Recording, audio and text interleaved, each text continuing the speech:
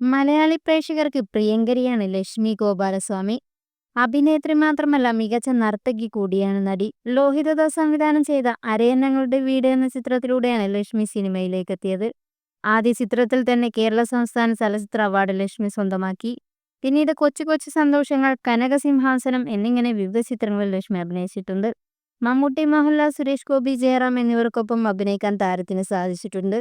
ഇപ്പോൾ നൃത്തവും അഭിനയവുമാണ് തന്റെ ജീവിതമെന്ന് പറയുകയാണ് ലക്ഷ്മി ഗോപാലസ്വാമി. പാട്ടും നൃത്തവും അഭിനയവും എല്ലാം പ്രൊഫഷണലായി തിരഞ്ഞെടുത്ത് മുന്നോട്ട് പോകുന്ന ഒരുപാട് പെൺകുട്ടികളുണ്ടെന്നും അത്തരം ആഗ്രഹങ്ങളുമായി മുന്നോട്ട് പോകണമെങ്കിൽ ശക്തമായ തീരുമാനങ്ങൾ എടുക്കണമെന്നും ലക്ഷ്മി പറയുന്നു.